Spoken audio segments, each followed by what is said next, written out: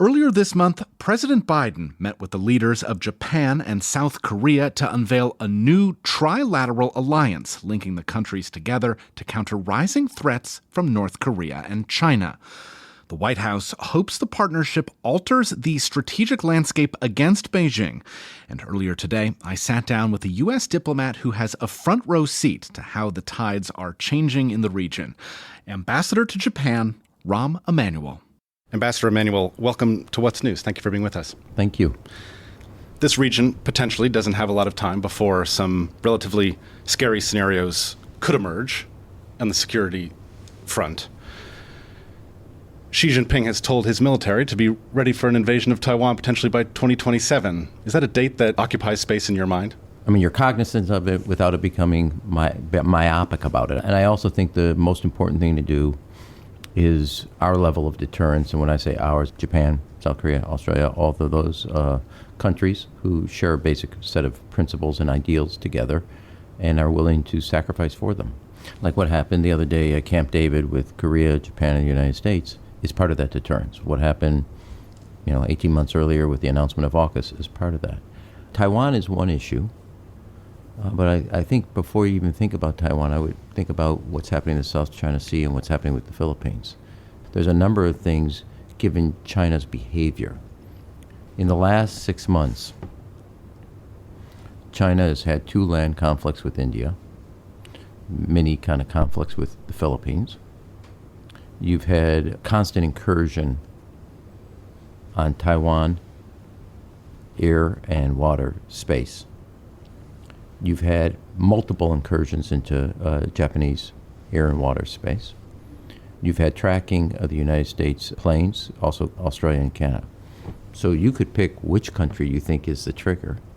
And that's what's actually the most prevalent fact in the Indo-Pacific, is that China is, whether it's on military terms, political terms, or on strategic terms, and economic terms, is not a good neighbor. You mentioned willingness to sacrifice for shared endeavors. Yeah. If we do get to that worst case scenario, a Chinese invasion of Taiwan, will Japan fight alongside the U.S.? That's a question for the Japanese, not for the U.S. ambassador. But I do think what's significant is, before there was a tank on the Ukrainian border by Russia, Prime Minister Kishida called for dramatically increasing and doubling Japan's defense budget to go from the 9th largest in the world to the 3rd, and to acquire certain skills and capabilities that they'd never thought of. That was before the world, quote unquote, changed. Japan is also getting capabilities that are very relevant to its security and to being a full partner in making sure that the Indo-Pacific remains free and open. They have put deterrence and put a capital D behind it, and it's welcomed by the United States. I really think you got to look back at what happened in Camp David. We have, the United States, a complicated history with Japan and Korea. Japan and Korea have a complicated history with Japan and Korea. Korea and Japan have a complicated history with the United States. And what happened at Camp David, when you look at it in contrast to what's going on in Ukraine, President Biden, President Yoon, and Prime Minister Kishida decided to make something of the 21st century peacefully. I think that's a pretty broad, big statement. And you think that's a future-proof alliance that's being built now?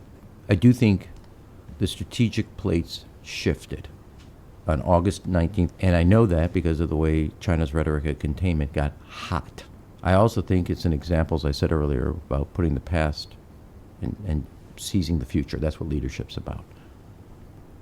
It has the potential, if we do as much hard work today in putting the roots down of those principles that were on the communique on the page, then we're going to have an alliance among 3 countries that will stand the test of time.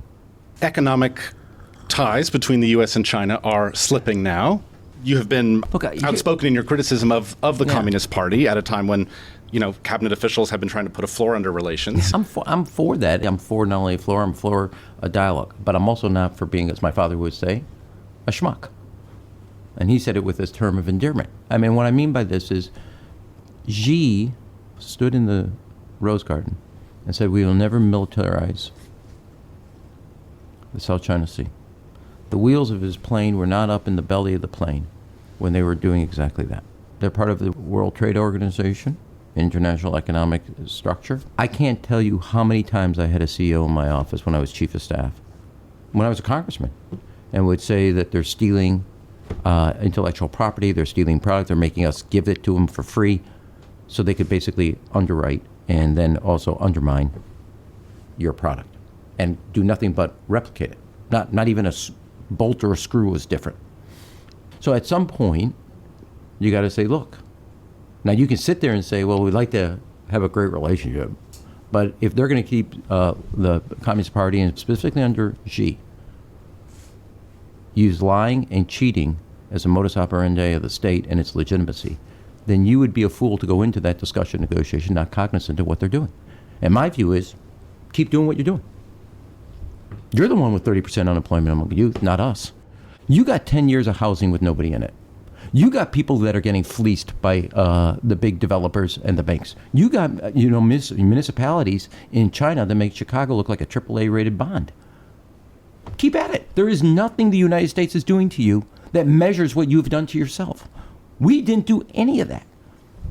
And so my point is, I'm ready to have a conversation. I'm also ready not to get in the way of you doing to yourself what we could never only hope on our best day could get done to you.